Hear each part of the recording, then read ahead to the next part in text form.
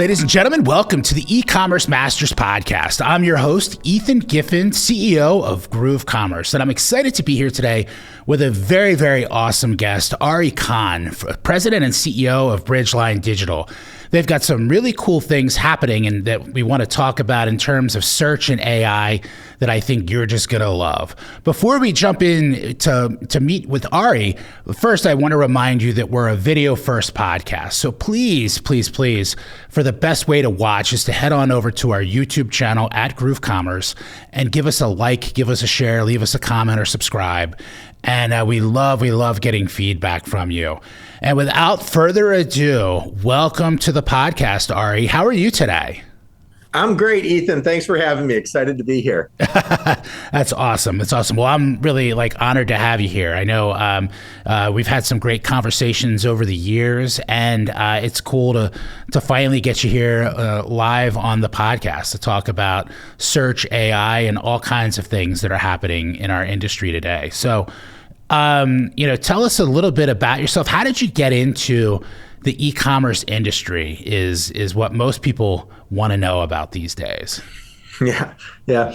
Well, my background is computer science. I've got a PhD in artificial intelligence. I built guidance systems for the Tomahawk when I was in graduate school. But after blowing stuff up for a while, I decided that maybe being constructive was the right path for life. In 96, I started my first software company, FatWire. And FatWire was one of the first content management companies. In fact, content management wasn't even a term at the time. And we got lucky, built IBM's website, Motorola's website, just a couple of kids in a garage practically.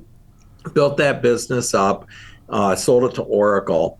And one of the things that I recognized after selling that company and reflecting upon it for a while was at the end of the day, CEOs and companies have two problems: revenue and everything else. And if you can solve that revenue problem, you can find a customer. And online revenue is where it was at. And e-commerce still had a long way to go. So I came into Bridgeline, actually not the founder. I became the largest shareholder and ultimately, the president and the CEO, with really a vision of helping companies grow their online revenue by breaking revenue into its three constituent components. The first one for online revenue is traffic. How many people come to your website? The second one is conversion. What percentage of those visitors buy something? And the third one is order size. How much does each one spend? You multiply those three components together, that is your revenue. And MarTech, marketing technology, is a saturated, overpopulated space with 10,000 products that most of them are trying to solve one of those three problems. But none of them really are bringing it all together and looking at the broader end goal of how do you bring these things in to solve that revenue problem. So we started buying some companies that would fall into the traffic bucket. We bought a company called WooRank, for example. Companies that fall into conversion, Hawksearch being one of those. Companies that fall into the order size. Hawksearch actually solves that. Orchestra and Unbound do as well as Celebros. And bringing all of these products together to be able to solve that ultimate problem for customers. Then Hawksearch became a runaway success. And it started winning customers left and right, driving tons of value for those customers. And all of a sudden, large language models and all this great stuff with AI matured like overnight, fell right into the sweet spot with our customers' need to help their customers find the products that they want. It started integrating all of that into Hawksearch. And last year alone, we released 8 new products, all large language model AI-based products, and are driving tons of business for those customers, especially in the B2B space, where there are so many laggers that are able to leapfrog past all of the feeling around in the dark stuff that the B2C companies have kind of figured out, and get right to the point of doing business now online. That's great. That's great. Yeah, I mean, it's been interesting to see your portfolio evolve of all the different products over the years, and just see Hawk just really start to grab hold and start to push that forward. I think people, in terms of one of the things that I think AI is creating, especially with marketers, is just a real understanding of how search can impact like every aspect of what you're doing.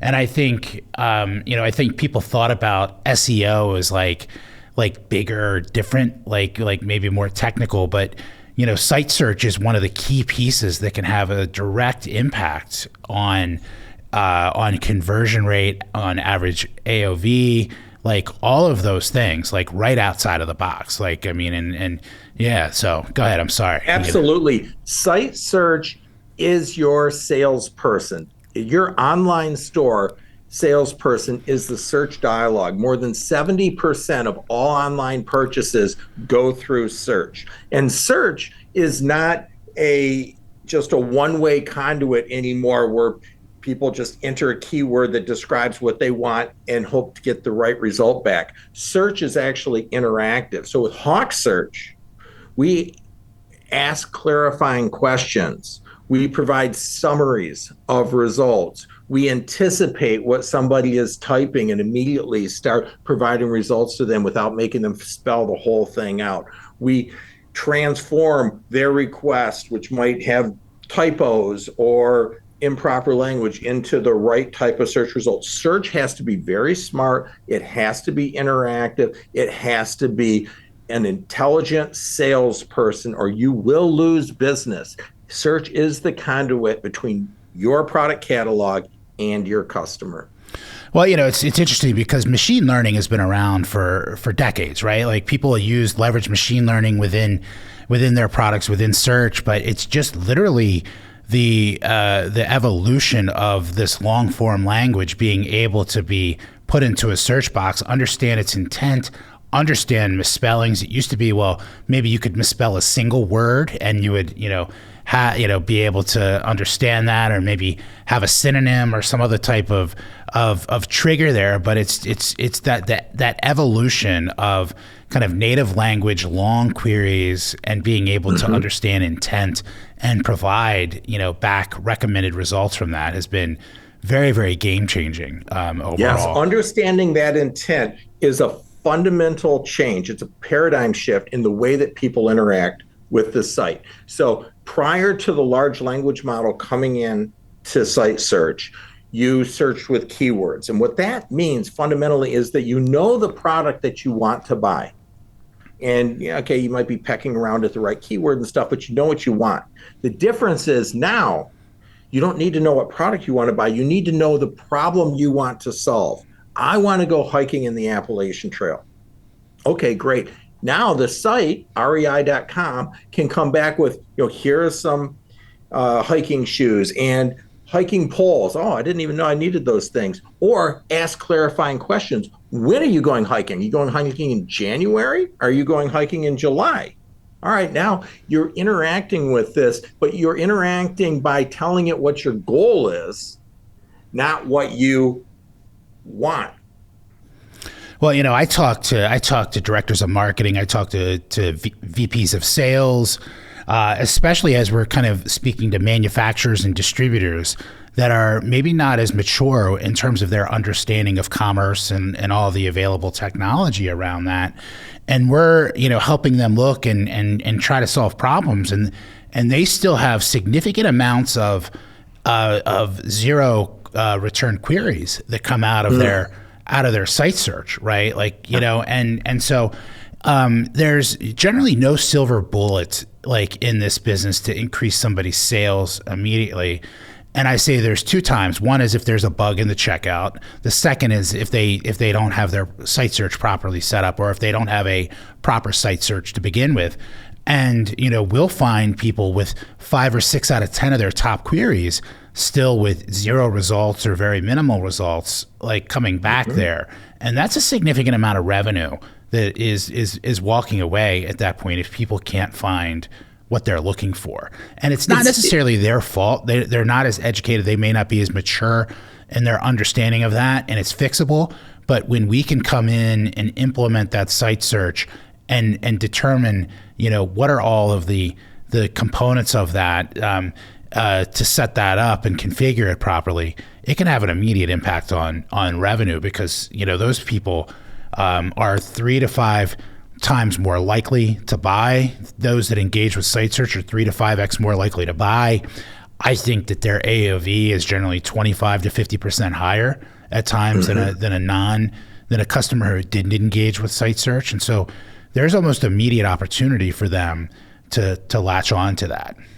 Right. And the reality is a lot of these manufacturers and distributors, they're experts at, whatever they're manufacturing and selling and so forth. They're not experts at e-commerce, and they need a partner because they don't know what they don't know. A lot of times they don't realize how critical site search is to it, having a clean product catalog. The catalog might look fine to a human eye, but when you take a look at it from a machine's perspective, it won't work. And you're going to get those 0 result search pages, which are the kiss of death. That's like handing your customer over to your competitor, because people will bounce off of that site, and the shopping habits are evolving very quickly, and there's very little tolerance for a 0 result search to come back. So you have to have clean data, you have to have the right search, it's got to be intelligent search, and you also have to recognize that especially the younger generation is going to have intent-based search and expectations that they can just describe what they want to do, not necessarily what they want, the specifics of what they want to buy, and get that back, even in the B2B and manufacturing realm. Yeah, I think it's important for, and usually we might be working with a VP of marketing, or a VP of sales. We might be working with a director of marketing, or sometimes we're even engaged with the CEO themselves of, a 100-person organization. And, in the old days of doing these types of website projects for B2B and for distributors, they'll be like, well, I have a built-in customer base. They have to use this system anyway. And so all we're going to do is kind of take the out-of-the-box theme, put our logo in it, and call it a day and deploy it. And I think that there's a level of sophistication that people are leaving money on the table by not kind of thinking about like how all of this fits together, and by making it easier and helping your existing customers find your products easier and maybe find other products that they could leverage, it will help increase your sales. Yeah, that cross-sell, kitting or bundling, recommendations, those are critical. Even if you've had a customer, they've been there for 20 years, they know exactly what they want, you still need to be able to present them those other products that they might need in addition to that, just so that they don't have to come back the next day and buy it, that they can take care of it all at once. But it will increase your AOV. It'll give you a tighter relationship with those customers, and you can't take your customers for granted. You've got to give them a good experience. Well, we have customers that might have to push unique like SKU or model numbers, like even specific for one of their larger trading partners may say, hey, we need to buy this based upon like what's in our identifier and our ERP on your system, right? For our people to find this. And so there's all kinds of big business challenges to go through, and good systems like Hawk help you kind of solve those challenges. So, who is like, when you think about kind of the world of commerce, what does your ideal merchant look like? Like, is there a size? Is there an industry? Like, what generally makes a good fit for Hawksearch? Our sweet spot where we've really added a ton of value is probably the mid-market distributor. So this is a distributor that is $250 million to $4 billion in revenue, and they've got a product catalog with between 2,000 and 10,000 products, each product having a large number of attributes. A lot of times one of their pain points is the quality of their own data. A lot of times they're also challenged with helping their customers, like you described, use their own product catalog, SKU numbers and other things, and be able to make transformations for that. A lot of times they also have challenges with respect to units of measure and doing conversions. And we help those customers, and we've seen a lot of demand in that particular market.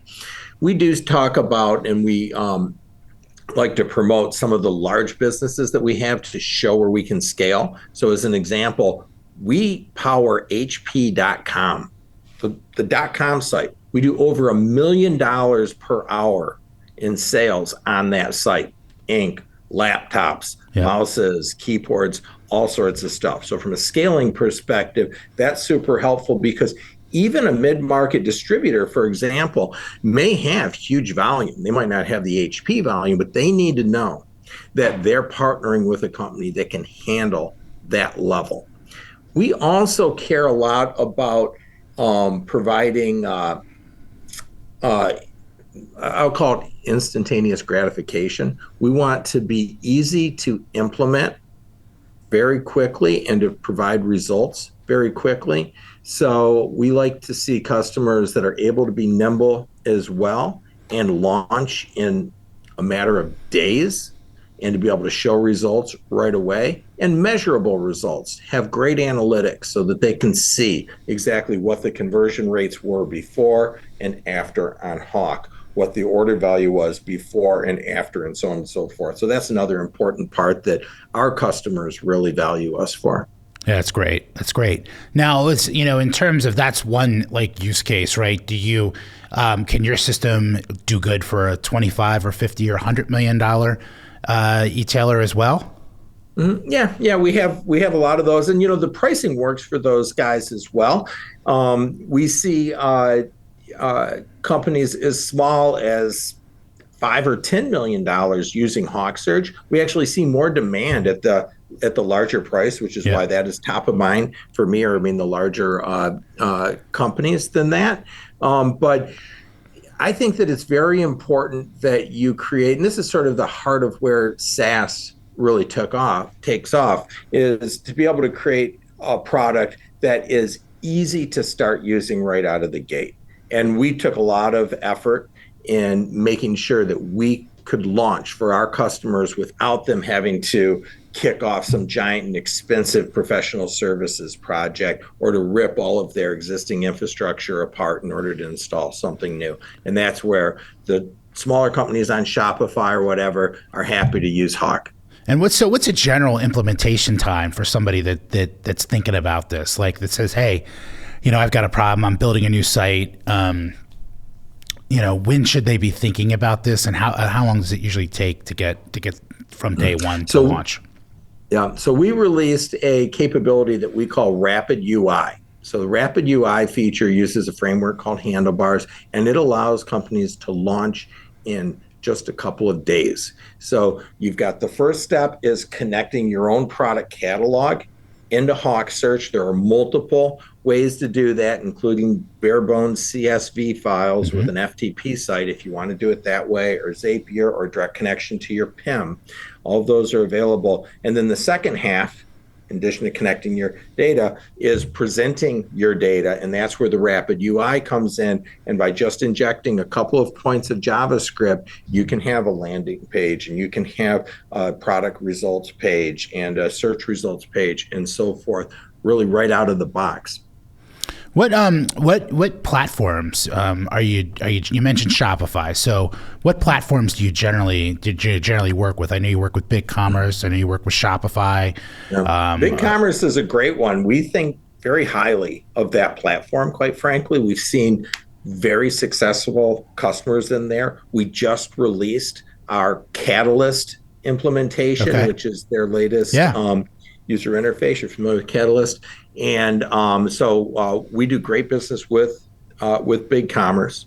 Optimizely is another partner that, especially in the B2B distributor space, that we've seen a lot of business with. And we've got a partnership with them that allows us to just point and click, and boom, they can, right inside of their regular Optimizely configured commerce implementation, manage Hawksearch directly. Salesforce and Magento are also platforms that we're seeing more and more of, especially the Salesforce one. I'm a little bit surprised, but we just updated our App Exchange release with Salesforce. So right there inside of the App Exchange, you can get Hawksearch. All right. How about Shopware? I know they're a newer player kind of domestically here as well. Mm-hmm. Yeah.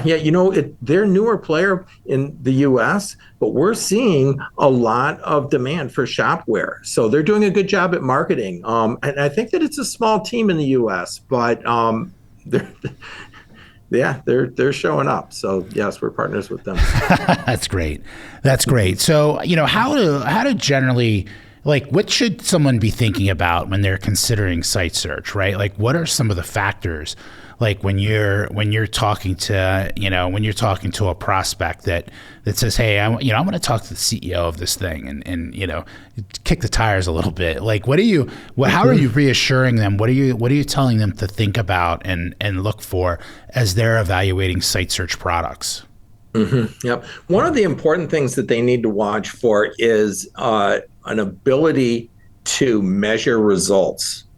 You can't improve what you can't measure. And you're not going to know exactly how to configure site search on day one. You're going to have new capabilities and you're going to want to do experiments. We have that in Hawksearch, but when I think about site search, it's not about just returning a result based on the search. It's about merchandising. You need to stack the deck. You've got certain products that you need to promote at a higher level. Your search itself should learn over time for different personas and also change the ranking in which results come. But all of those capabilities to boost products, to be able to promote different products and spotlight products and so forth, need to be measured and tested. So definitely make sure that you have great measurements coming out of your platform so that you can confirm what you're doing. And then also make sure that you've got the resources internally to experiment. You can't just plug site search in and just think that you're done.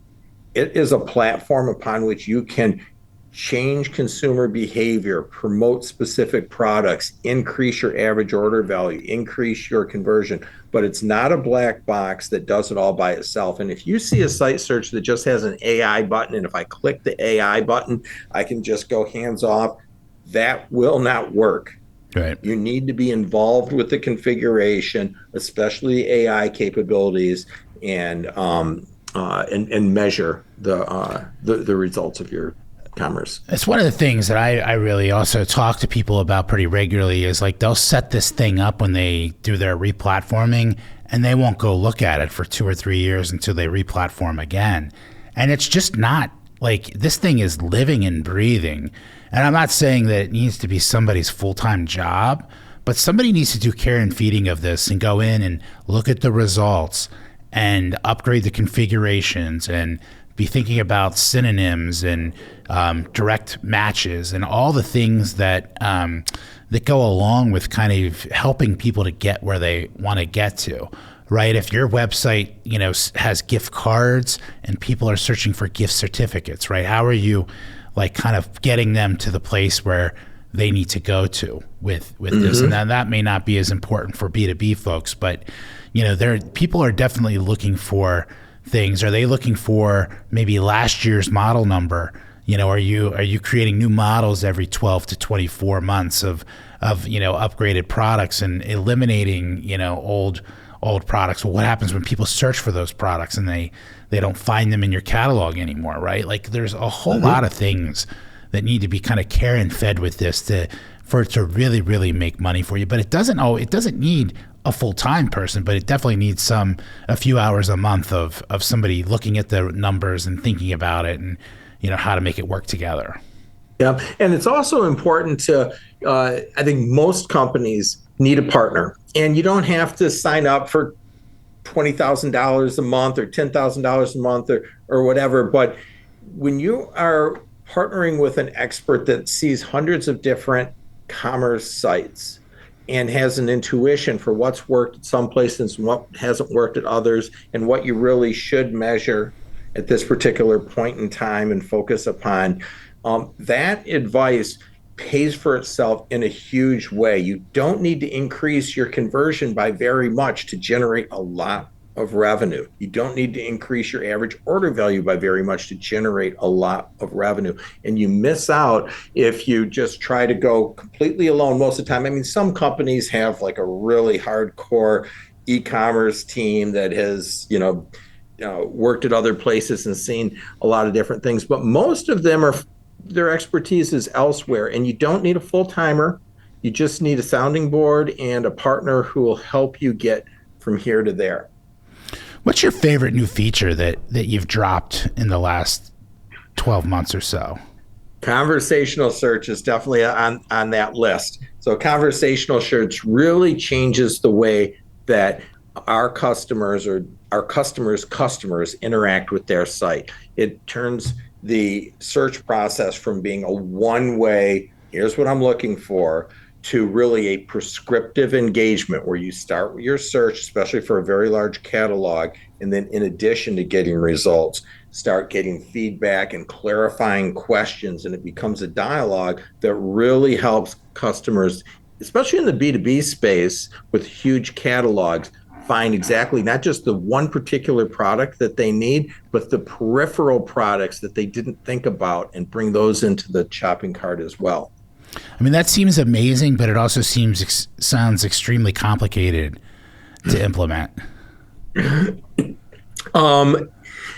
For our customers, it's not complicated to implement. For all the guys I got in the back room that had to write it for us, these large language models that we've embraced, that AI is really seen mature, are the foundation for the capabilities like conversational search, where we ingest not just the product catalog, but also all of the peripheral marketing material and can even automatically digest competitors' marketing information or the manufacturer's marketing information. And all of that content ends up informing the behind the scenes AI so that it can begin that dialogue, ask the clarifying questions, understand the actual real world use cases for the products that it's recommending so that it can then go and recognize if you have other products. And one of the great things is that it does it all within the guardrails of your particular catalog so that it doesn't end up making recommendations for stuff you don't have and forcing that customer to then go to another site, one of your competitors, to get what they might be looking for. I'm really curious about that and want to dig into that a little bit more because, in terms of, most like previously the old world of site search was, hey, here's a file. Here's either the XML sitemap file of all the pages on our site for maybe a content or a community search. And then commerce search was always just kind of based upon a text file of product data and whatever, it could only index what was in that folder. So are you saying that that Hawksearch can start to identify other assets and ingest that information as well as part Yes, exactly. Yep. And the assets might not be like a relational database. They could be PDF files that include images and schematics. And it's reading all of those capabilities, training its behind the scenes large language model, and then using that to respond to you. A great example would be, imagine that you've got a plumbing supply company and there's all sorts of documents as to how many feet of pipe you need to do certain types of residential rooms for bathrooms versus a living room, for example, and being able to then provide Hawksearch the floor plan and have it identify all of the pipes and fittings and so forth that are necessary for that. That is the type of thing that we can do now with a large language model. So we ingest all of those specs, all of those best practices and floor plans and so on and so forth, and make real intelligent recommendations, the kind of recommendations that you would get from a salesperson that is also an industry expert. Interesting. Very, very interesting. I think that's, that's going to be game changing for folks, because we've often struggled of how to combine if somebody has a large content-based site, maybe a large blog site, or a large knowledge base, of how to combine that into search results with the commerce part of in terms of the catalog, right? And so being able to kind of fit all of that together has just been a struggle, over the years in order to kind of to get there, because most of the product searches just like focus specifically on on a specific catalog with the information provided inside of it. So that's going to be great to see the evolution of that, as we go. What's kind of next? Where do you see yourself evolving, Hawk, over the next 12 to 24 months? Agentic AI is going to become a ubiquitous part of our shopping experience. You're going to be able to launch agents that perform certain types of shopping and activities. On the merchandiser side, you're going to have agents that are monitoring behavior and automatically updating your product catalog and so forth. So we're really embracing agentic right now, and have created what we call Smart Bridge, which is an interface that allows third-party agents. You might use Agentforce from Salesforce, for example, to create an agent that acts like part of your merchandising team. And now that actor, that Agentforce from Salesforce.com actor, can, through a Smart Bridge, be able to boost and bury and configure and do all the types of things inside of Hawksearch that a human might do through the interface. In addition to that, we've got our own agent builder that's coming out and allow you to create agents inside of Hawksearch itself. But I think that you're going to see lots of platforms that allow drag and drop creation of agents.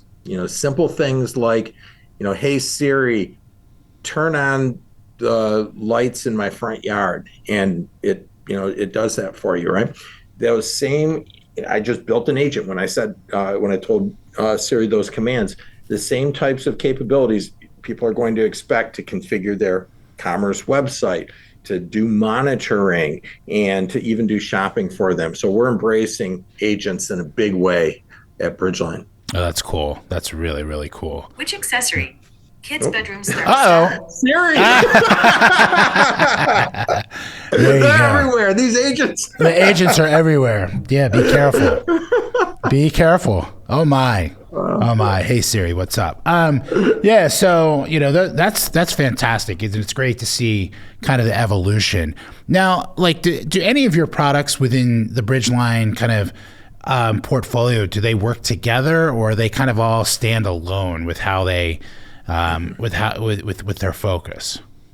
A fundamental part of our go-to-market strategy is to have integration between our different products. So from a business perspective, software companies, one of the largest challenges for any company, but for software companies, is the customer acquisition cost. It's called CAC, which is really the amount of sales and marketing spend necessary to sign a new license.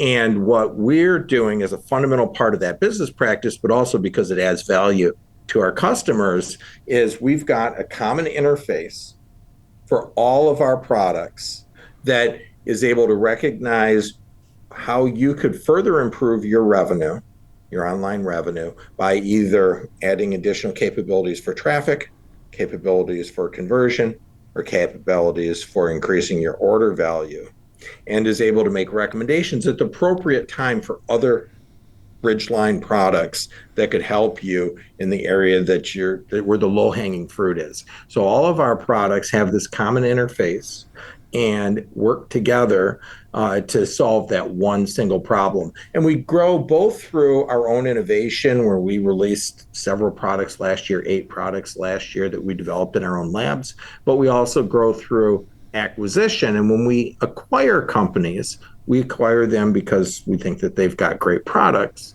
but we also acquire them because we think that they have great customer bases who would derive value from our other products. So when we do an acquisition, we put that same interface, we call it the e-commerce 360 interface, on top of those products and allow all of their customers to then benefit from being able to see where the rest of the Bridgeline product line would be able to further improve their online revenue, and then also train that interface so that all of the existing Bridgeline customers are informed when the new product that we have might help them.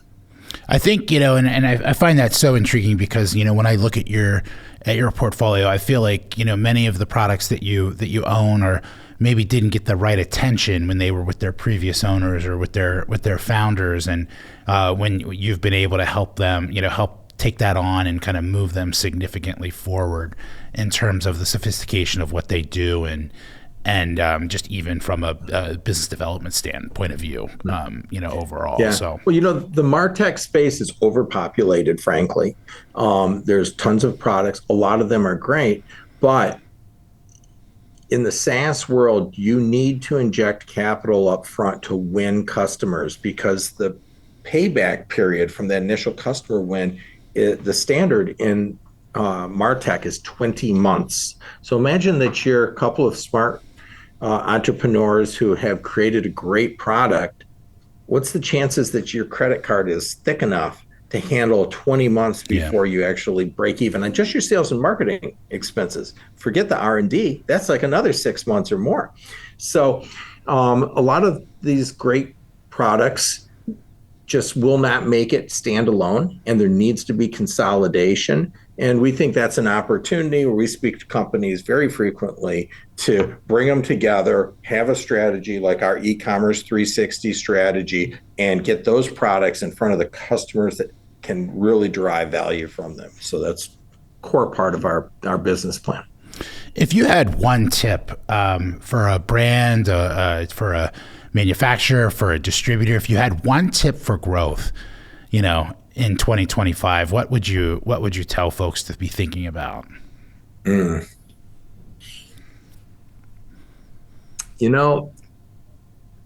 Your customers cannot buy what they cannot find. And yes, that comes back to Hawksearch, but it also comes back to traffic. It comes back to the shopping experience overall, making sure that they can find things. So you should try to take a hard look at yourself and put yourself in your customer's shoes and just see if you're the first thing that shows up when you're looking for one of your products. Maybe it's one of your competitors. Maybe you don't show up at all and nobody does, but take that objective look, make sure your customers can find you, and then find the product that they want to buy from you. It's fantastic advice. So if people want to find out more information about Hawksearch or about you, do they assume they go to hawksearch.com, or are you active on LinkedIn? Well, I am. Thanks. Yep. So I'm active on LinkedIn. I'm not sure what my LinkedIn ID is, but Ari Khan at Bridgeline and Ari Khan at Hawksearch. I'm sure we'll find me. But hawksearch.com is the best way to learn about Bridgeline is the parent company, but we're all in on Hawksearch. I mean, that is really driving things. I keep on thinking about, frankly, renaming the company. And and all of our products are sitting under the Hawk umbrella. So check out hawksearch.com. You'll see lots of really great information about what's happening in artificial intelligence, how to grow your online store, and of course, where Hawksearch can help you get there. That's awesome. If you want more information, don't hesitate to reach out to us here at Groove. We're happy to help introduce you if you'd like an introduction to the folks at Hawk. We're happy to evaluate what you're currently working with site search wise, and kind of give you, some tips on whether we think it's doing well or not. So please feel free to reach out to us. As I mentioned, please, subscribe to our podcast and leave a comment or a review wherever you find it. And we're video first, so head on over to our YouTube channel and give us a view there. Thank you again, Ari. I really, really appreciate your time today. Very, very insightful conversation just about AI and site search and all those things. So thank you very much for joining us today. Well, thank you. It's really been my pleasure. Awesome. And to everybody else, we'll see you on the next episode.